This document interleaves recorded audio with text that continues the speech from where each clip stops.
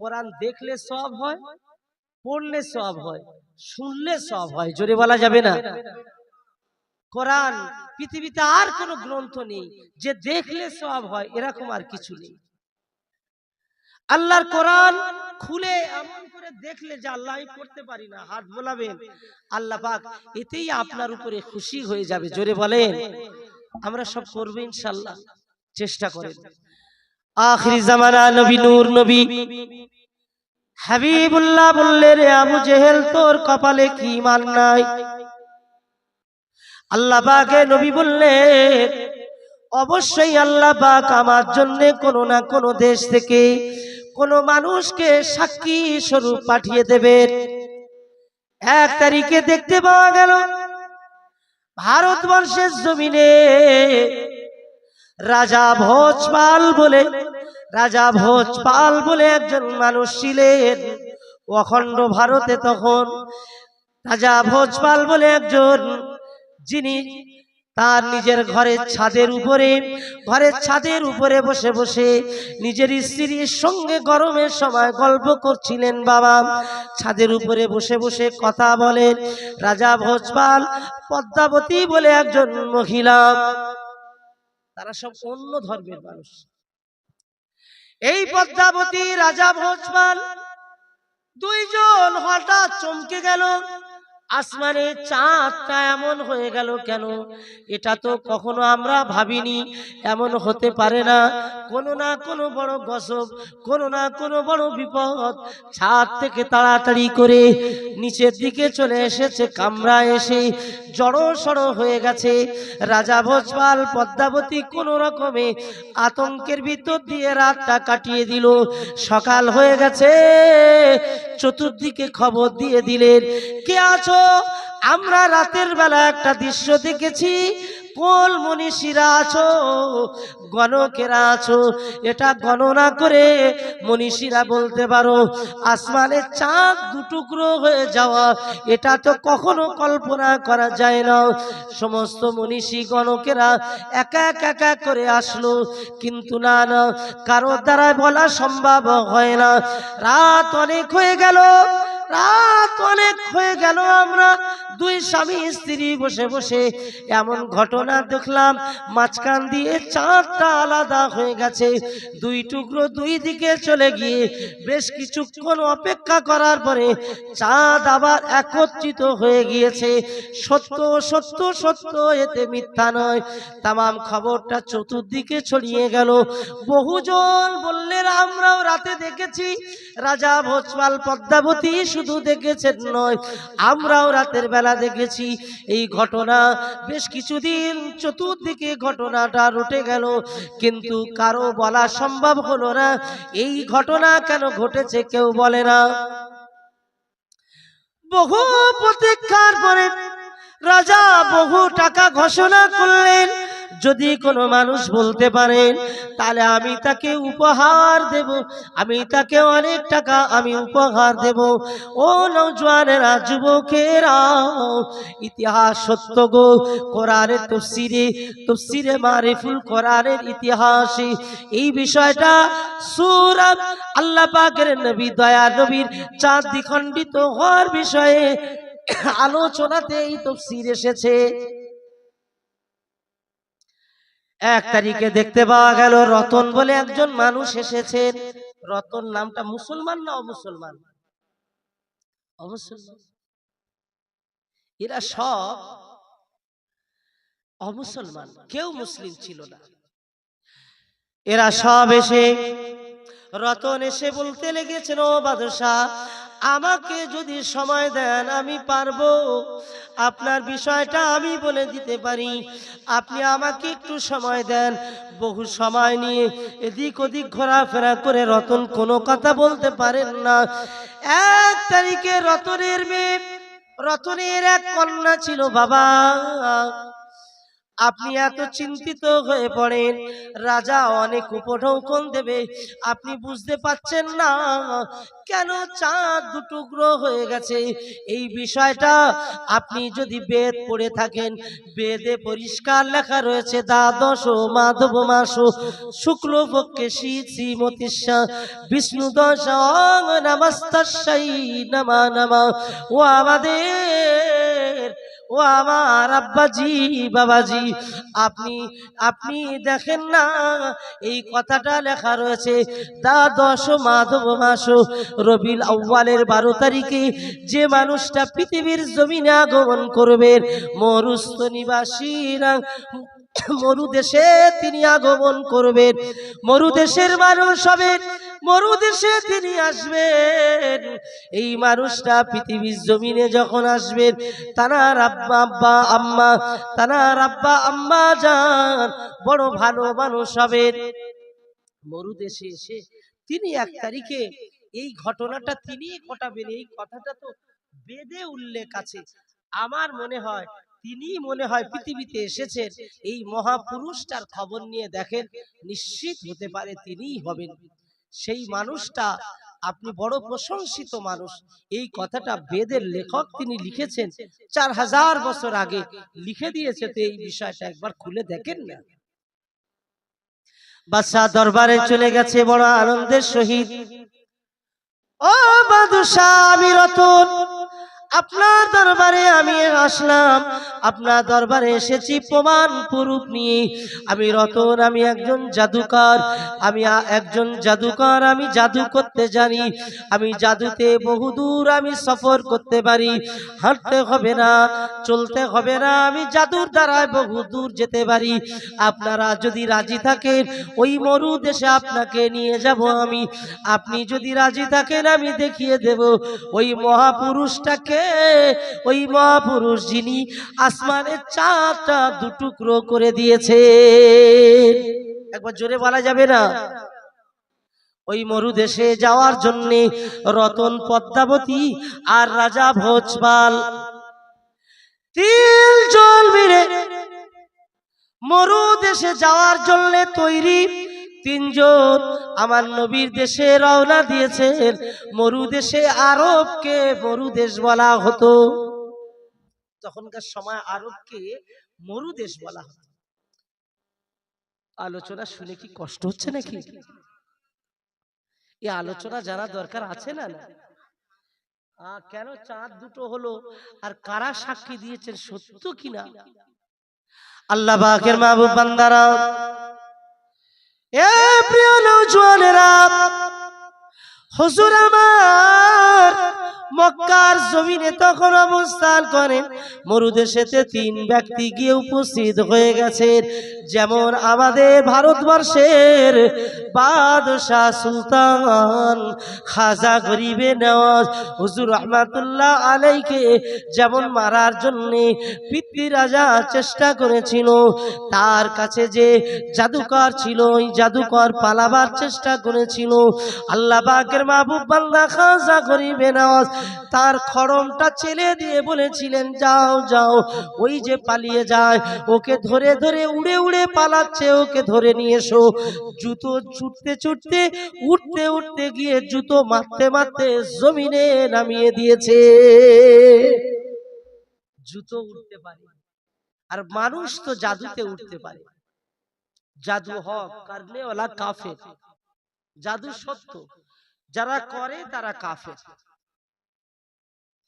আল্লাহ পাক রব্বুল আলামিন মরুদেশেতে তাদের নিয়ে গেলেন। দেখা হবে তো হবে, আবু জেহেলের সঙ্গে দেখা, সেই তার সাথে, হ্যাঁ, বড় শয়তানের সঙ্গে প্রথমই দেখ। ও ভাই ভাই, এই আপনি কি জানেন এখানে একজন ছেলে আছে যিনি মরুদেশে জন্ম নেবে? আমরা কিতাব পত্রে বিভিন্ন প্রমাণ পেয়েছি, উনি কি আছেন? এই আসমানের চাঁদ দুটো করেছেন। এরকম কি কেউ ব্যক্তি আছে? বলে আসমানের চাঁদ দুটো হয়, এটা কখনো হয়েছে পৃথিবীতে? কেউ সম্ভব আসমানে চাঁদ দুটো করা যায়? তোমরা মনে হয় ভুল রাস্তায় এসেছো, বা তোমাদের মাথা খারাপ হয়ে গেছে, অন্য কি দেখেছো আর তোমাদের চোখে চাঁদ মনে হচ্ছে। যাও এখান থেকে, ফালতু ঝামেলা করতে। ওর তো খবর হয়ে গেছে। আসলে তো সত্য কোন রকমে তাড়াবার ব্যবস্থা। কপালে যার হেদায়েত নেই সে কি হেদায়েত পাবে? কখনো পাবে না। আল্লাহ রসুলের দরবারে খুঁজতে খুঁজতে তিনজন গিয়ে উপস্থিত হয়েছে মরু দেশে আমার নবীর দরবারে গিয়ে। তিনজনই সাহাবী হয়ে গেছেন, জোরে বলা যাবে না? কলেমা পড়ে মুসলমান হয়ে গিয়েছিলেন, জোরে বলুন। এই মরু দেশে গিয়ে আজ থেকে 1450 বছর আগের ঘটনা বলছি। এই ভারতবর্ষের তিনজন মানুষ, একজন মহিলা, দুইজন পুরুষ গিয়ে কলেমা পড়ে মুসলমান হয়েছে। আল্লাহর দয়া, আল্লাহর মেহেরবানি, আল্লাহ পাক রব্বুল আলামিন পাঞ্জাবে বহু সাহাবীর মাজার আছে। বলে আমি পাঞ্জাবে ওই যাইনি, সিরহান শরীফে বহু জায়গায়। ভারতবর্ষের শ্রীলঙ্কা তখন ভারতের অংশ ছিল, শ্রীলঙ্কা তখন ভারতের অংশ ছিল। বিশাল এশিয়া মহাদেশের একটা অংশ, যেখানে ভারতবর্ষের বিশালতম পাকিস্তান, বাংলাদেশ, আসাম মিলিয়ে, সব মিলিয়ে তো ভারত। এই ভারতে আজকে সব আমরা যে মনে মনে করি ইসলামটা উড়ে আসেনি। ইসলাম সত্য ধর্ম, আল্লাহ রসুলের সত্য আদর্শ, বাস্তব নমুনা। আজকের যারা আমাদেরকে তাড়াবার কথা বলে, আজকের বিভিন্ন জন আমাদের কোরআন নিয়ে কথা বলছে, তারপরে আমরা শুনছি এখন হালি করে কেন্দ্র সরকার নাকি আমাদের ওয়াকফ সম্পত্তি দখল করে নেবে। আমাদের আব্বা মা দাদু দাদিরা আল্লাহর রাস্তায় যেগুলো দান করে দিয়েছেন ওরা নাকি নিজেরা দখল করে ভোগ করবে। আচ্ছা, এই ভারতবর্ষের মুসলমান সত্যি কি চুপ করে থাকবে বলে মনে হয়? আসলে এদের পরিকল্পনা হলো রাইট বাঁধানো, গন্ডগোল বাঁধিয়ে একটা সমস্যা। আমার বাপ দাদার জিনিস তোমরা দখল করবে কেন? এটা তো কখনো মেনে নেওয়া যাবে না। সত্য জিনিসটাকে কখনো উড়িয়ে দেওয়া যাবে না। আজকে খুঁজবি খোঁজ যেখান সেখানে আজকে অপমান করার চেষ্টা করছে। আমার এক ভাইকে কদিন আগে মেরেছে, আপনারা দেখেছেন, হাফেজ সাহেব ভাইকে মেরেছে, রাস্তায় ধরে মেরেছে। আমরা যারা এই কাজগুলো করছে তারা সত্যিকারে অপরাধ করছে না ঠিক করছে? জোরে বলেন। অপরাধ করছে। আমরা চাই না এই ভারতবর্ষটা সুন্দর শান্তির একটা জায়গা। এই ভারতে কত মুসলমান খাজা গরিবে নওয়াজের হাতে হয়েছেন, সব মুসলমান হয়েছে। সত্য দিন তো একটাই, যে যাও বলো ইসলাম ছাড়া আর যত ধর্ম আছে সবই মিথ্যা। আল্লাহ পাক নিজেই বলেছেন, আল ইয়াউমা আকমালতু লাকুম দীনাকুম ওয়া আতমামতু আলাইকুম নিয়ামতি। দ্বীনকে আমি আল্লাহ কবুল করেছি, ইসলামকে। কিয়ামতের ময়দানে সব ধর্মের মানুষ জাহান্নামে যাবে, একটাই ধর্ম যাবে জান্নাতে, তার নাম হলো ইসলাম। জোরে বলা যাবে না? আর একটু জোরে বলা যাবে না? এই আমরা কোনো কারোর বিরুদ্ধে নয়, আমরা সবাইকে ভালোবাসি। লাকুম দীনুকুম ওয়ালিয়া দীন। তবে সত্যটাকে তো বলতে হবে, না হলে মানুষ জানবে কিভাবে? বলতে হবে না? হবে না, সত্যকে বলতে হবে। মুহাব্বতে দরুদ শরীফ আল্লাহুম্মা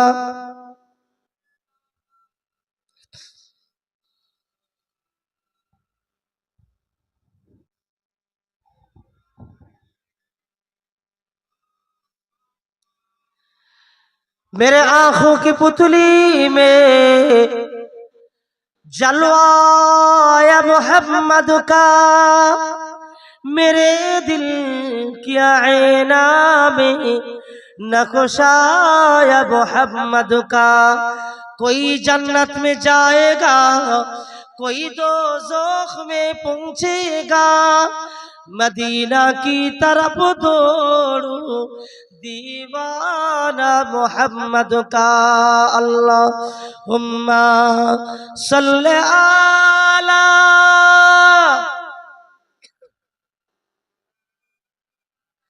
व आला आले सय्यदीना।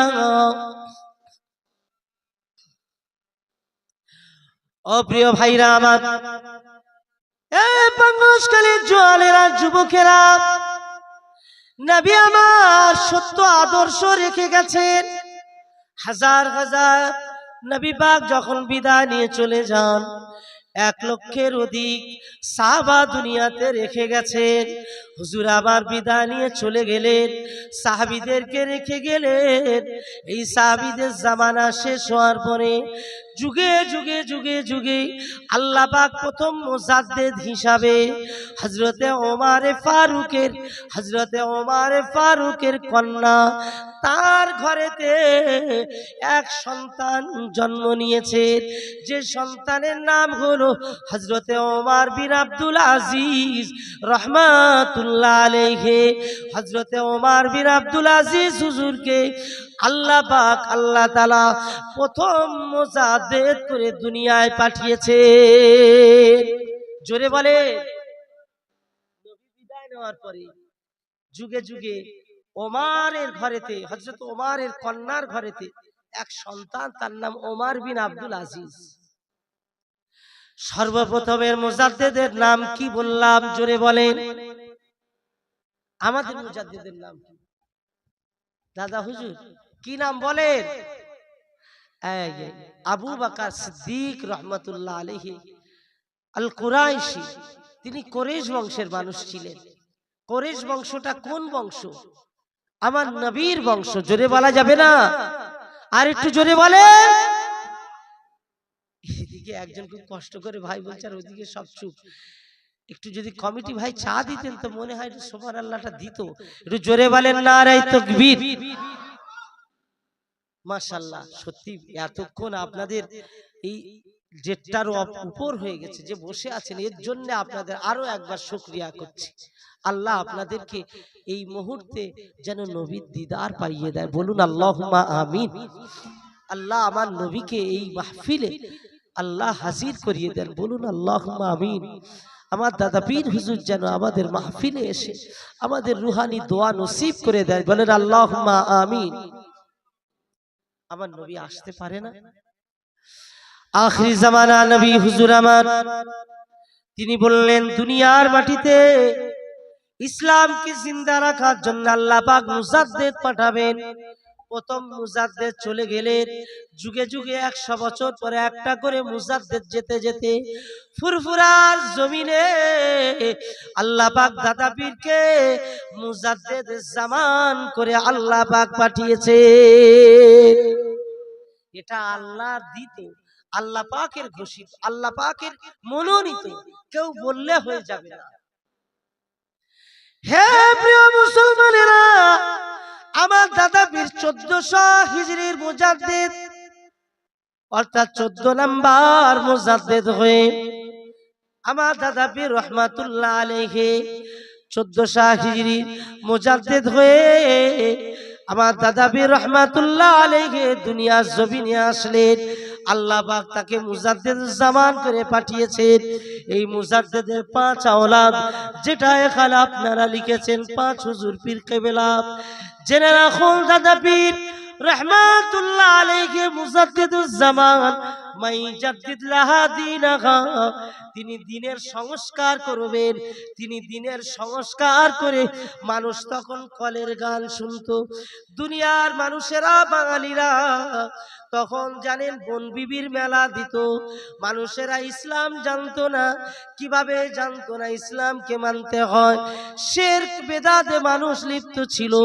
5 হুজুর পীর কেবলা আমার দাদা পীর রহমাতুল্লাহ আলাইহি খলিফাদেরকে সাথে করে নিয়ে পাড়ায় পাড়ায় গিয়ে খানকা মসজিদ বানিয়ে, মাদ্রাসা বানিয়ে মানুষের মাঝে ইসলামকে পৌঁছে দিয়েছে।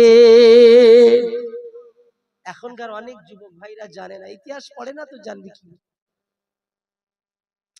হে যুবকেরা, শুনে রাখো, সত্যি কথাটা জেনে রাখো। আমার দাদা পীর রহমাতুল্লাহ আলাইহি সেই জামানার সব থেকে বড় জ্ঞানী আল্লাহ পাক রব্বুল আলামিন।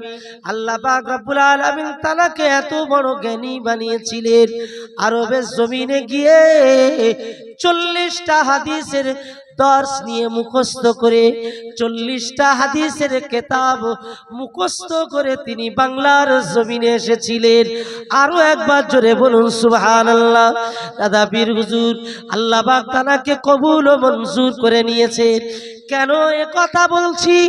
বলতাম না, আপনারা এই কথা লিখেছেন বাবা। আমার দাদা পীর রহমাতুল্লাহ আলাইহির কথা স্মৃতিতে ইসালে সব, সেজন্য তো হক আদায়ের জন্য লিখতে হবে, হক আদায়ের জন্য বলতে হবে। আল্লাহর ওলি মুজাদ্দিদুজ্জামান আমাদের আলোচনা আল্লাহ চাইলে আল্লাহর ওলিরা শুনতে পায়। আল্লাহর ওলি মুজাদ্দিদুজ্জামান তিনি জীবনে কেমন মানুষ ছিলেন জানেন? ছোট্ট একটি কথা বলি, মদিনার জমিনে দাদা পীর হুজুর যাওয়ার পরে মদিনার যিনি গভর্নর, আল্লাহ রসুল স্বপ্ন যোগে বললেন, এ মদিনার গভর্নর, বাংলার ফুরফুরার জমিন থেকে আবু বকর এসেছে, আবু বকরের জন্য আমার রওজার দরওয়াজাটা খুলে দাও। আর একটু জোরে হবে না? আমার রওজার দরওয়াজা খুলে দাও। প্রিয় আমার মুসলমান ভাইরা, আমাদের এলাকায় একটা বড় আলেম ছিলেন মুফতি জিয়াদ আলী সাহেব হুজুর। আজকেও কি শুনেছেন? মুরব্বীরা শুনেছেন জিয়াদ আলী সাহেবের হুজুরের ওয়াজ শুনেছেন? কে শুনেছে? মাশাআল্লাহ, আমি শুনিনি, তবে নাম শুনেছি। মুফতি ইরফান সাহেব হুজুর, ডায়মন্ড হারবারের দিকে ঘর। প্রিয় ভাইরা আমার, মুফতি জিয়াদ আলী সাহেব, আল্লামা ইরফান সাহেব হুজুর রহমাতুল্লাহ আলাইহি হুজুর, মুফতি জিয়াদ আলী সাহেব হুজুর একদিন ছাত্রদের মাঝে, এলাকার মানুষের মাঝে বলতে বলতে বলছেন, আমি জিয়াদ আলী, আল্লাহ পাক রব্বুল আলামিন আমার দাদা হুজুরকে এত বড় আল্লাহ পাক মর্যাদা দান করেছেন, যদি ফুরফুরার জমিন থেকে ফুরফুরার কোন আওলাদ ছোট থেকে ছোট বয়সে, আমার থেকে ছোট থেকে ছোট যদি দুধের বাচ্চা যদি আসে, আমি ওই দুধের বাচ্চার কদমে সালাম করতে বাদ দেব না। একবার জোরে বলবেন না? আমি জিয়াদ আলী, আমি জানি আমার দাদা পীর রহমাতুল্লাহ আলাইহি ফুরফুরার জমিনে শুয়ে আছে আল্লাহর জিন্দা ওলি, আল্লাহ পাক জিন্দা ওলি বানিয়েছেন।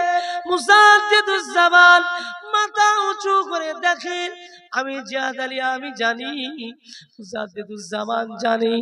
আমি পাড়ায় পাড়ায় গেলাম, মানুষের মাঝে গিয়ে ঈমান আমাল শিখিয়েছি, আদব শিখিয়েছি, কেমন করে আদব করতে হয়, আমার আওলাদদের সঙ্গে কেমন আদব করে, পীরের আওলাদের সঙ্গে কেমন আদব করে আমি দেখব।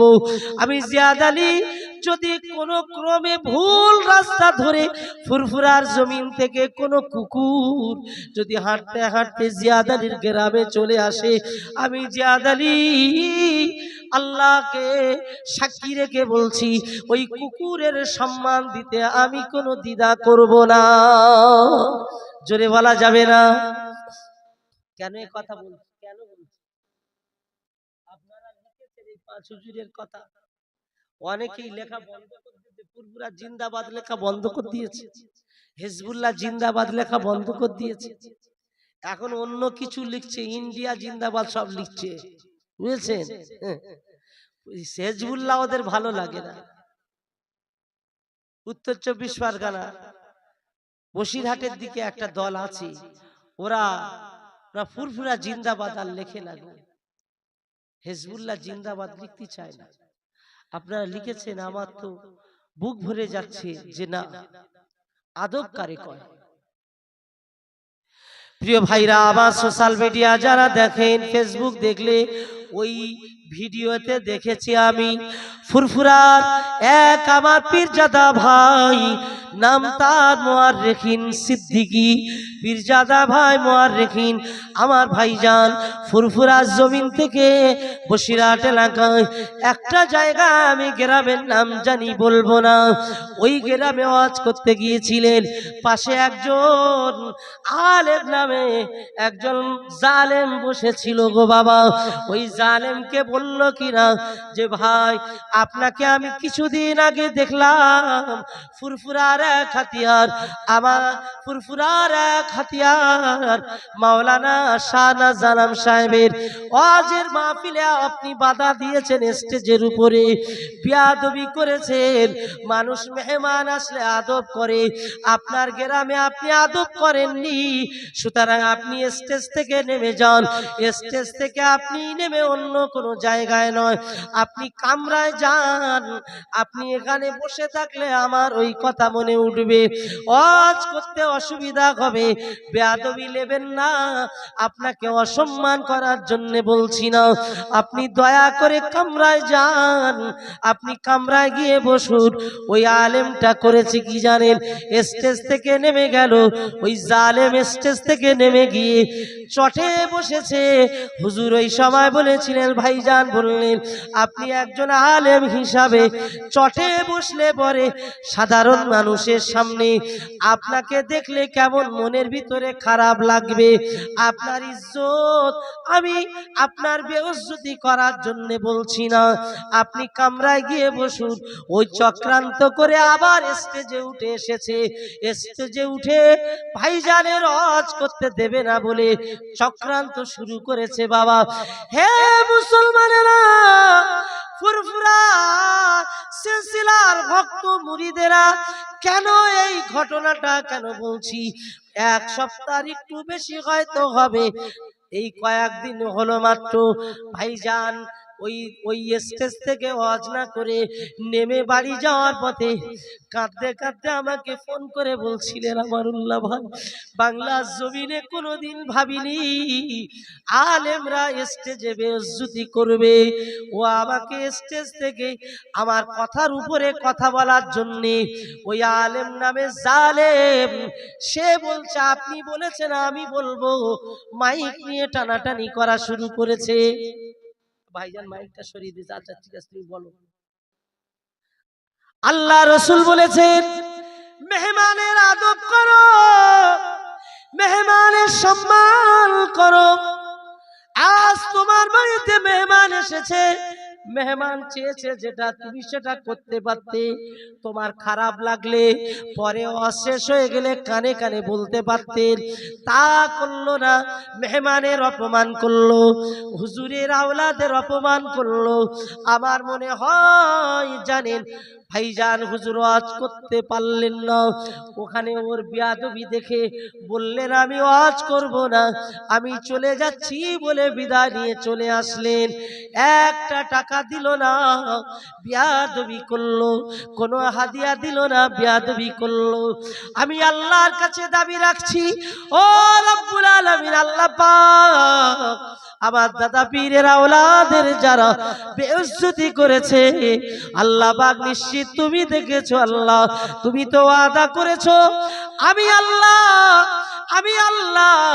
আমার আউলিয়াদের সঙ্গে যারা বেইজ্জতি করে, ফাইজা হাবাবতুহু ফাকুনতুহু সামিয়াহুল্লাযী ইয়াসমাউ বিহি ওয়া ইয়াবসুরুহুল্লাযী ইয়াবসুরু বিহা। আমার আউলিয়ারা তারা শুনতে পায়। আমার আউলিয়া বান্দাদের সঙ্গে বেয়াদবি করো না, তারা যেখানে থাক তারা শুনতে পায়। দাদা পীর রহমাতুল্লাহ আলাইহি ওসিয়াত নামায় লিখেছেন, আমার আওলাদের সঙ্গে বেয়াদবি করবে না, ভালো না লাগলে তোমরা দূরে থাকবে, এক বিন্দু বেয়াদবি করবে না। ওই সমস্ত জালেম জানেন আলেম নামের কুলঙ্গার, ওরা স্টেজে উঠে উঠে বলে যে আমরা দাদা হুজুরের সিলসিলার, আমরা এক একজন হাতিয়ার। আবার দাদা হুজুরের আওলাদদের বেইজ্জতি করতে তারা দ্বিধা করে না। আপনারা বলুন, স্টেজ থেকে এইভাবে যে চলে গেল, এটা কি ঠিক হলো না বেঠিক হলো? আপনারা বলুন। ওয়াজ করতে দিল না, অপমান করলো, অপমান করলো। আহারে, এই অপমান আল্লাহ সহ্য করবে? করবে না। আমি আমার পাড়ার, আমার এলাকা, এটা আমার এলাকা, আমি যুবকদের বলছি এইরকম কাজ কোনোদিন যেন না হয়ে পড়ে। সোশ্যাল মিডিয়া দেখে এই সমস্ত কাজ করে ফেলো না। জি জিয়াদ আলী হুজুর কি বললেন, হ্যাঁ, ফুরফুরার একটা কুকুর আসলেও আমি তাকে সালাম করব। কেন? আমার দাদা পীরের এলাকা থেকে এসেছে, আমি সম্মান জানাবো। জোরে বলা যাবে না? আমরা পারি না? পীরের আদব তো এরই নাম। হ্যাঁ, সুফি নেসারউদ্দিন সাহেব বললেন যে আমি বাংলাদেশ থেকে আসি, ঢিল নিয়ে আসি, ফুরফুরা ঢিল নিয়ে আমি কুলুক করব তা হবে না। আমি ওই জন্য আমার এলাকা থেকে সারসিনা থেকে আমি ঢিল ব্যাগে করে আনি। জোরে বলবেন না সুবহানাল্লাহ। তুমি ভক্তি দেখাচ্ছ, ভক্তি। হ্যাঁ, কি হচ্ছে আজকে, কি দেখতে হচ্ছে আমাদের। হ্যাঁ প্রিয় মুসলমানেরা, আবার ওই এলাকার কিছু বেয়াদব ছেলেরা তারা ফেসবুকে লিখছে, ফুরফুরা থেকে যদি আসো, বসিরহাট এলাকায় আসলে পরে এলেম কালাম নিয়ে আসতে হবে, পড়াশোনা করে আসতে হবে। বড় পড়নেওয়ালা হয়েছে মনে হয়, কত বড় পড়া জ্ঞানী মানুষ। আরে ইবলিস তো অনেক বড় জ্ঞানী ছিল না? ছিল না? ইবলিসের আদব ছিল না? অবাধ্য ইবলিস। পড়াশোনার কথা বলে লাভ নাই, আদব জান নাই, বেয়াদব মারুম গাছ আজ ফজলে রাত। আমি আপনাকে একটা ঘটনা শুনিয়ে রাখি। সুফি আব্দুল মোমেন সাহেব হুজুরের মাজার কি জিয়ারত করেছেন আপনারা? এতটুকু হারিয়ে আছে রান্না করে খেতে। সুফি আব্দুল মোমেন সাহেব হুজুর রহমাতুল্লাহ আলাইহি, উনি আসলে অমুসলমান ছিলেন। আমার দাদা পীরের হাতে কলেমা পড়ে মুসলমান হয়েছিলেন। জোরে বলেন না সুবহানাল্লাহ। দাদা পীর বলেছিলেন, যাও যাও চলে যাও, হে আব্দুল মোমেন, আমি তোমাকে বলছি যাও, জঙ্গলে জঙ্গলে ঘুরে ঘুরে ইবাদত করো, জঙ্গলে জঙ্গলে গিয়ে ইবাদত করো। সুফি আব্দুল মোমেন সাহেব হুজুর এত আল্লাহওয়ালা বড় হয়ে গেলেন, আল্লাহর এত বড় মাহবুব হয়ে গেলেন।